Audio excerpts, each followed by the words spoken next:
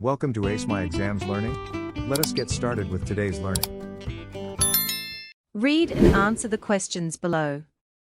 The war in Darfur. The war in Darfur is a major armed conflict in the Darfur region of Sudan. It began in February 2003 when rebel groups began fighting against the government of Sudan, which they accused of oppressing the non-Arab southern region of the country. The government responded to these attacks by carrying out a campaign of violent attacks against both militants and civilians. One side of the conflict is mainly composed of the Sudanese military, police and the Janjaweed, a Sudanese militia group. The other side is made up of rebel groups, notably the SLM, Sudan Liberation Movement, and the JEM, Justice and Equality Movement. Members of these rebel groups are recruited primarily from non-Arab Muslim tribes. There are several other explanations for the origins of the present conflict.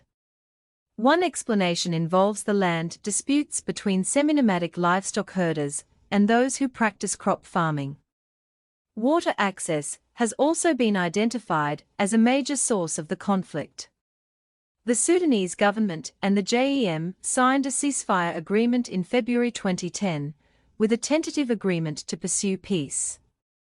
The JEM had the most to gain from the talks and could see independence, much like South Sudan. However, talks were disrupted by accusations that the Sudanese army launched raids and airstrikes against a village, violating the peace agreement.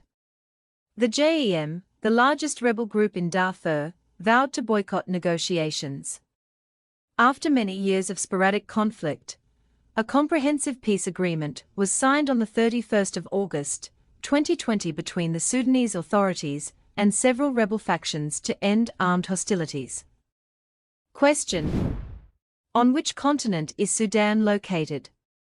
Sudan is located on the continent of Africa.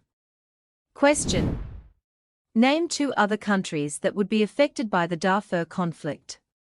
Two other countries that would be affected by the Darfur conflict are Chad and Libya. Question: name two rebel groups that are fighting against the Islamist national government in Sudan. The two rebel groups that are fighting against the Islamist national government in Sudan are the Sudan Liberation Army and the Justice and Equality Movement. Question: to what extent is religion part of this conflict? Give reasons for your answer. The conflict in Darfur is primarily an ethnic conflict between Arab Muslims and non-Arab Muslims of the south. This ethnic divide, rather than religious differences, is at the core of the fighting. The clash is based more on racial and cultural identities than on opposing religious beliefs. Another reason why religion plays a limited role is that non-Muslims are not involved in the conflict. Both sides of the conflict belong to the Muslim faith, meaning that the violence is not driven by interfaith tensions, but rather by issues within the same religious community. It is also important to note that religion itself does not appear to be a radical source of division. Since both groups share the same faith, religion is not the main factor creating hostility between them. The divisions are more political, economic, and ethnic in nature. In fact, most people on both sides of the conflict are Sunni Muslims, highlighting the shared religious identity between the opposing groups. This similarity suggests that the conflict is not fueled by differing religious doctrines or sects, but by other underlying issues. However, even though religion is not the main cause, religion is used by political parties to gain support. Political leaders may invoke religious rhetoric or symbols to rally followers or justify their actions, showing how religion can still be exploited as a tool for political power in the conflict.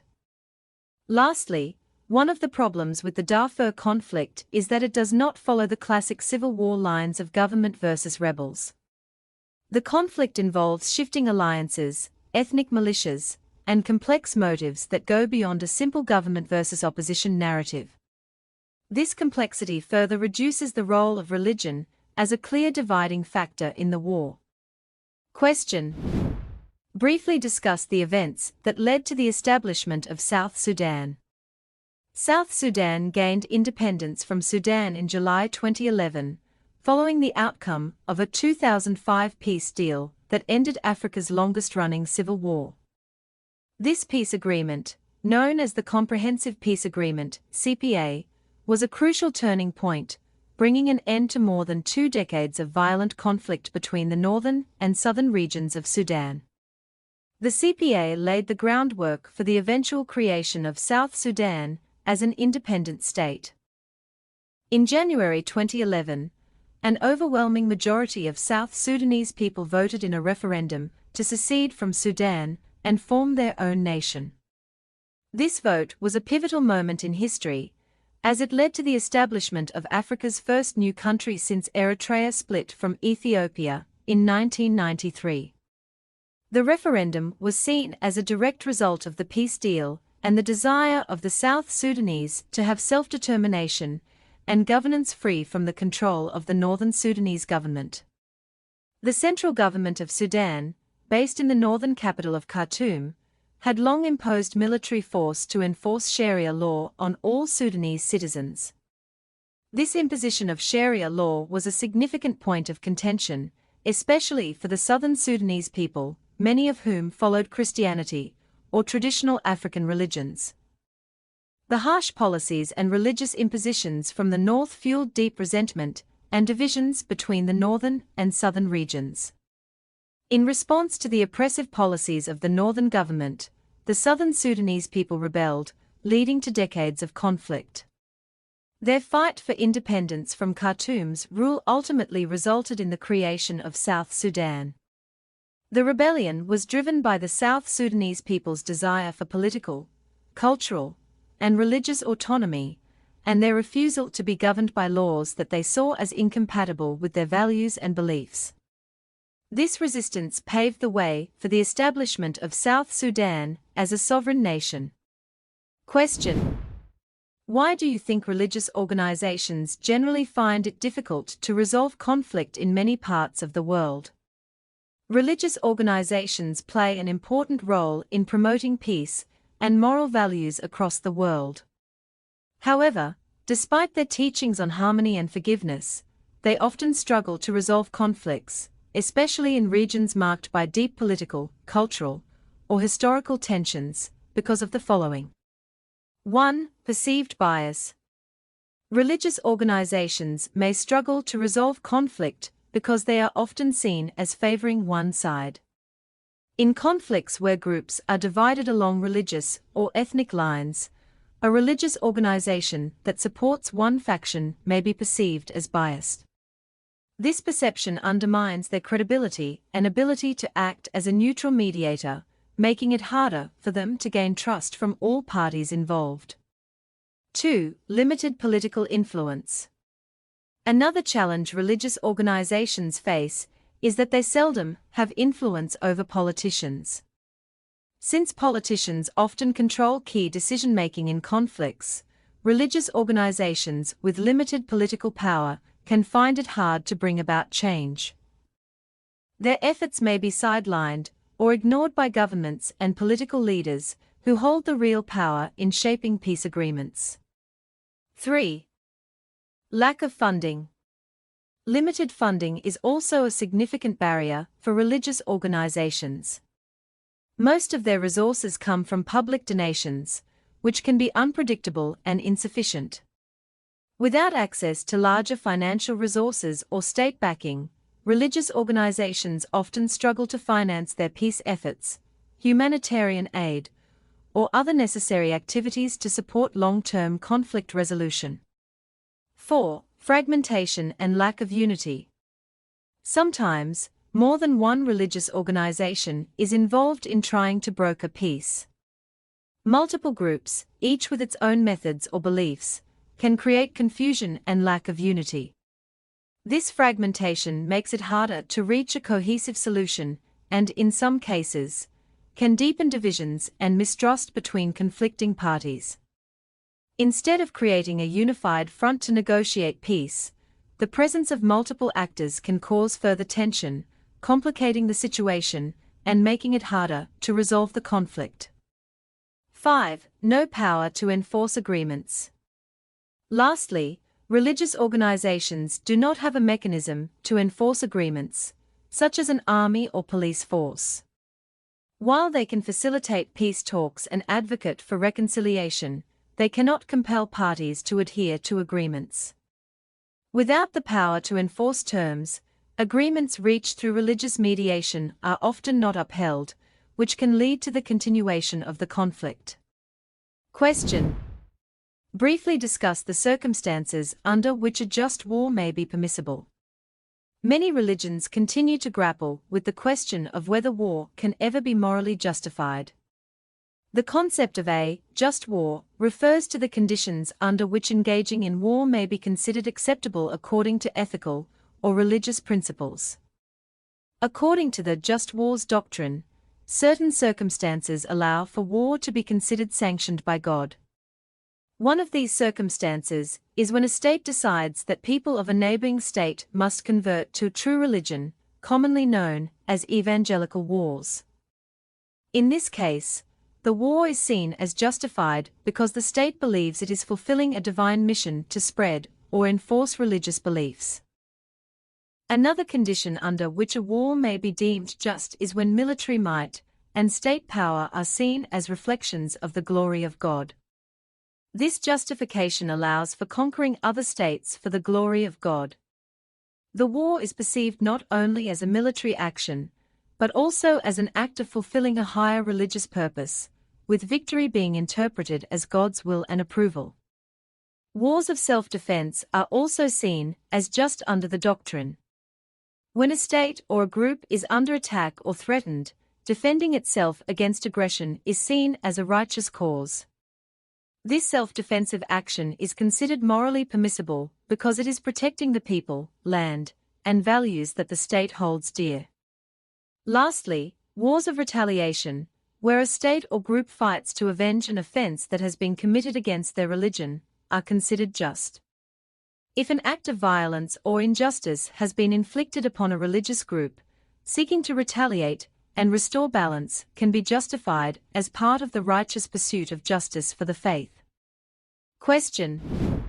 With reference to any one religion you have studied, discuss its teachings regarding how to avoid conflict. 1. Christianity. One of the key teachings of Christianity is love thy neighbor as you love yourself. This instruction encourages selflessness and promotes the idea of treating everyone equally, irrespective of differences.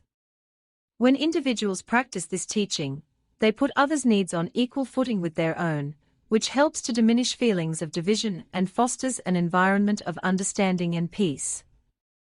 As a result, this teaching actively works towards reducing conflict by encouraging believers to act with kindness and empathy toward one another.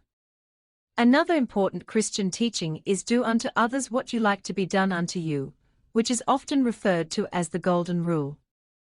This principle stresses mutual respect and encourages Christians to treat others in the same way they would like to be treated. When people embrace this rule, it promotes fairness and kindness, which helps to avoid misunderstandings and resolve conflicts in a peaceful manner. By practicing the Golden Rule, individuals are reminded to always consider the perspectives and feelings of others, thereby reducing the chances of unnecessary conflict. A third teaching that plays a role in preventing conflict is the commandment, "Thou shalt not kill." This commandment emphasizes the sanctity and sacredness of human life, making it clear that life is precious and should be respected at all costs. It forbids taking another person's life, which ultimately discourages violence and aggression. By upholding this principle, Christians are guided to seek non-violent resolutions to conflicts, valuing life and promoting peace within their communities. 2. Buddhism. Buddhism promotes the concept of shared humanness, which emphasizes unselfishness and compassion toward all living beings. It encourages practitioners to understand that everyone experiences similar emotions, challenges, and desires, such as the pursuit of happiness and the avoidance of suffering. By acknowledging this shared humanity, Buddhists are reminded to act with kindness and to resolve conflicts through empathy, rather than through aggression or divisiveness. This sense of unselfishness helps to cultivate peace and understanding, minimizing the potential for conflict. Another pillar and central aspiration in Buddhism is to gain happiness and avoid suffering for all living things. This principle is rooted in the understanding that all beings deserve to live free from harm, and it fosters a sense of responsibility among Buddhists to reduce suffering wherever possible. By focusing on alleviating suffering, Buddhism encourages peaceful solutions to conflicts, advocating for harmony and care in all interactions. A significant credo of Buddhism is there must be no harm to living creatures, including humans. This principle, known as ahimsa or nonviolence, guides Buddhists to avoid causing harm to others. It serves as a powerful deterrent against violence and encourages peaceful coexistence. Because harming others is fundamentally against the teachings of Buddhism, this credo helps to resolve conflicts peacefully, ensuring that Buddhists treat all living beings with respect and compassion. Unlike some other religions, Buddhism has never waged war to spread its teachings, as doing so would violate its core values, particularly the respect for human rights. Buddhism holds that true change comes through peaceful means, such as offering guidance, teaching, and service, rather than through force. This commitment to nonviolence means that Buddhists avoid engaging in war or violent actions to promote their faith, choosing instead to practice peace and understanding as tools for conflict resolution. Buddhism also encourages the propagation of its teachings through service to humanity, such as through establishing clinics, schools, and other charitable activities. This focus on helping others provides a way to resolve conflicts by improving the welfare of individuals and communities. When people work together for the common good, particularly in acts of charity and mutual support, it fosters cooperation and understanding, reducing the likelihood of conflict. Lastly, Buddhism allows freedom of choice in social relationships. This principle means that individuals, for example, are free to practice rituals of other religions if they choose, while still maintaining their personal Buddhist beliefs.